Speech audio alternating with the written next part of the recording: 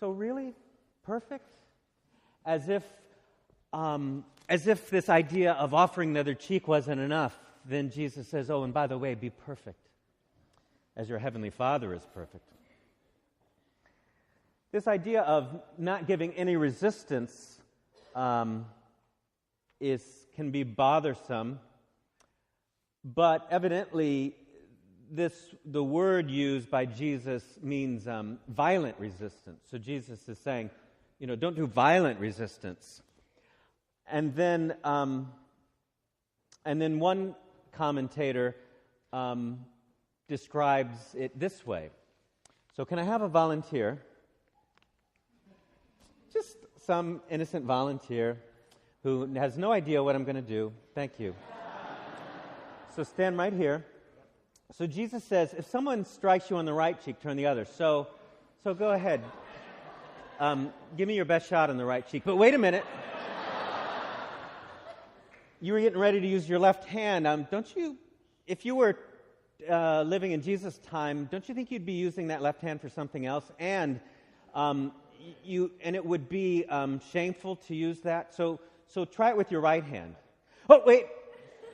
But let's see.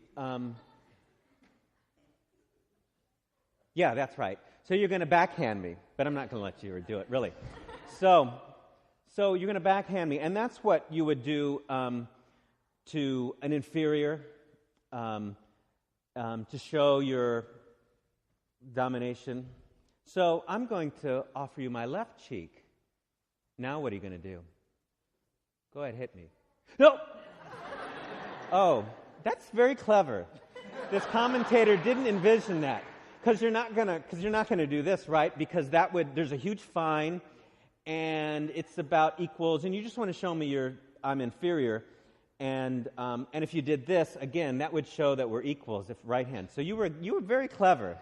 Sit down. You misbehaved.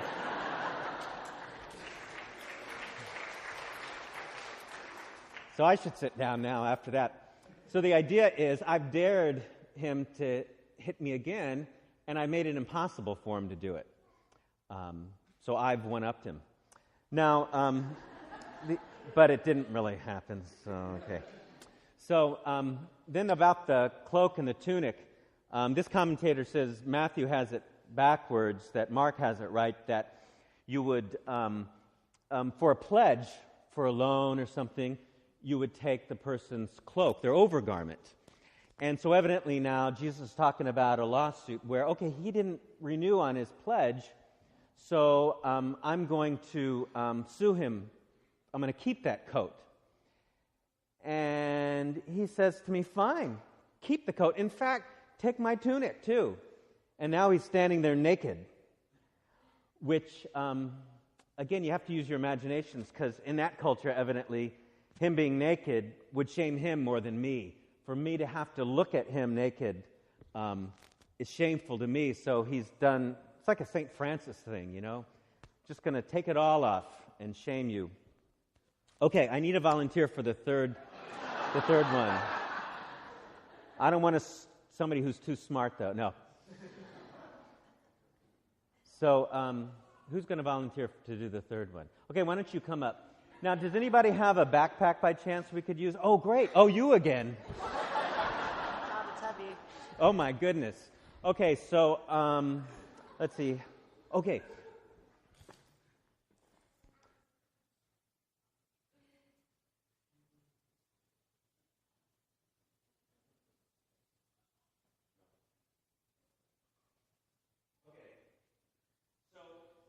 Ask you to carry my backpack for a mile. And I can do this because I'm a soldier, and you're not. You're just a lowly Israelite, and so you're going to do it for me. I asked you to carry it for a mile. So you don't have to really carry it if it's too heavy. It's pretty heavy. See, this is what happens when you go to college. Okay.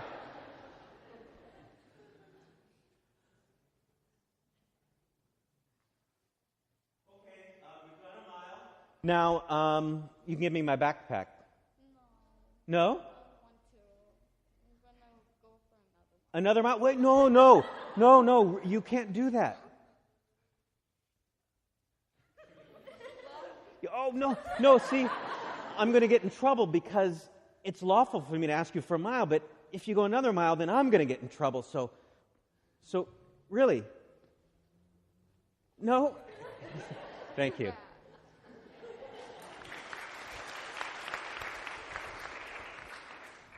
So, pretty challenging, huh? The idea here is that Jesus is teaching social, political resistance. Well, I'm not absolutely convinced of this theory, of this commentator. I mean, I would think Jesus might have been a little bit more explicit, but then again, these things would have been a lot clearer to people in his day. And either way, I think Jesus would agree with the idea to use our imaginations when confronted with violence.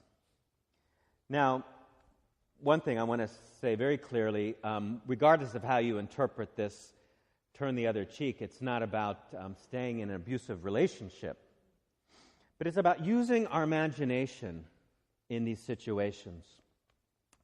One thing that this falls short of, though, is that if we could really use our imaginations, we wouldn't just one-up the other person who's just done us injustice with the turning of the other cheek, etc. If we could really use our imaginations, we'd want both parties to win. If we really could use our imaginations, we'd want to somehow establish a relationship with that person. Maybe not always possible, but that's the goal. Not just to outsmart our enemies, but to actually love our enemies, to establish a relationship with our enemies. Talk about turning things around, huh? Now you might say, but, what if somebody comes at me with a gun, or there's some situation where I really need to defend myself? It's tricky. I came across one commentator who says, use your instincts, and as you develop as a nonviolent person, your instincts will change a little bit. But there is also something called nonviolent self-defense, which is used defensively. For example, if a nurse is working with a psychiatric patient who's violent, they learn these techniques on how to take their arms and do this and that without hitting them and stopping them. And, there's a question of, would we ever go to war? And the church at least teaches that it'd be very rare and gives us all these principles, the just war theory, to help us avoid war.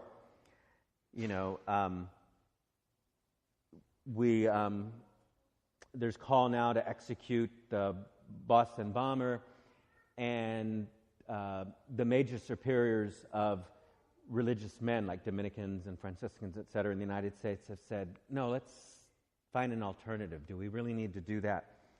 So there's all kinds of violence that is tricky to deal with in our response. But there's historical examples on big levels of how nonviolent resistance has worked. For example, with Gandhi, but it goes back further than that. And with the civil rights movement in our own country in the 60s. And the way Martin Luther King put it is that he says we're using soul force.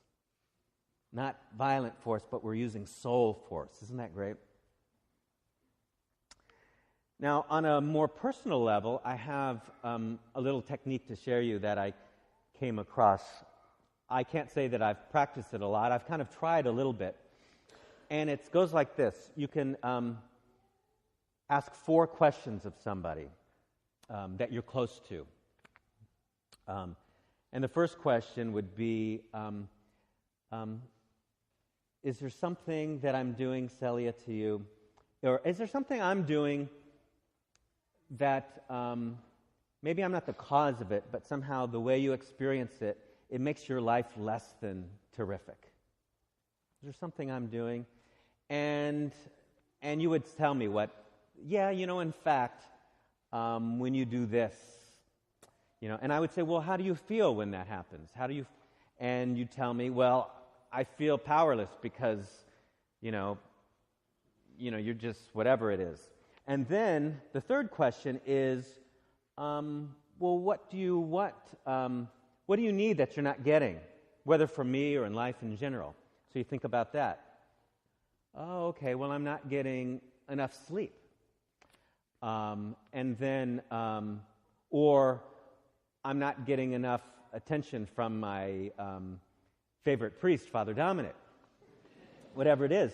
And then here's where the fourth question comes in, where I say, now, is there anything I can do to help make your life better? And that's where, if the problem was sleeping, and that's why you get angry at me when I do whatever, then maybe I can't do anything about it. Or you might say, well, remind me once in a while, Father, I'm asleep. Or if it's something more directly to what I do, I don't pay enough attention to you, then you can say, yeah, whenever you see me, could you say hello? And could you stop making fun of my name, Celia? Whatever it is.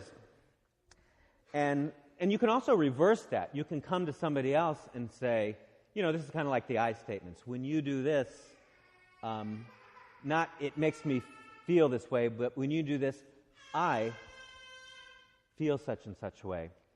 And I wondered if you could help me out by doing this instead.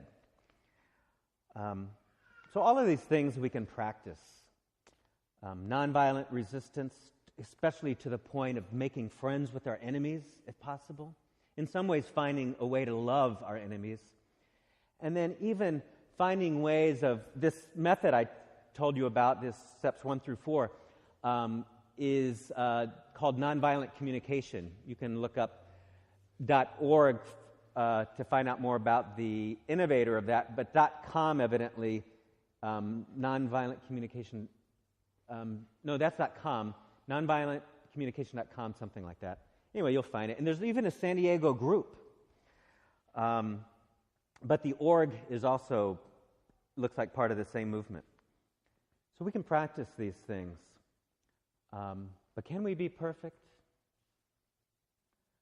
I think perfection is just surrendering not to one another, but surrendering to God. Perfection kind of comes with, well, I'm not perfect, God, so you work in me. I hate that person, so you help me to love them. I don't know how to express myself to my spouse, so God, you help me, please. I surrender to you. You're the one, God, that I'm going to offer no resistance to. I'm going to offer no resistance to your love. God is the perfect one. God works in and through us. And God is the one who is with us. The gospel, according to Matthew, is the gospel that starts with God becoming Jesus, Emmanuel, God with us, and ends with Jesus saying, I will be with you till the end of time.